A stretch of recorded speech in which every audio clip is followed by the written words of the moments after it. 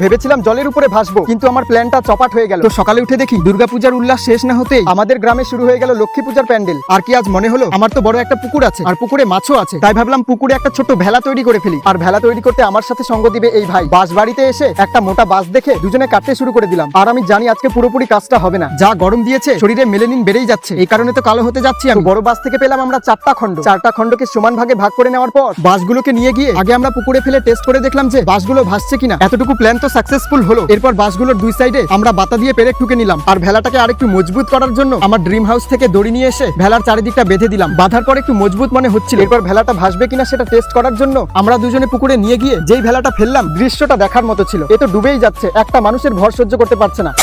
তার মানে এরকম আরো 15টার মতো বাঁশ লাগবে, তবে গিয়ে ভেলাটা ভাসবে। আজ আর করার মতো ক্ষমতা নেই, তাই বাকি কাজটা কাল করবো। এরপর বাড়ি এসে দেখলাম আমার সানগ্লাসটা পরে মা বিন্দাসে স্টাইল মারছে। আর এইভাবেই আজকের মিনি ব্লগটা শেষ করলাম। ভালো লাগলে প্লিজ করে দিও সাবস্ক্রাইব।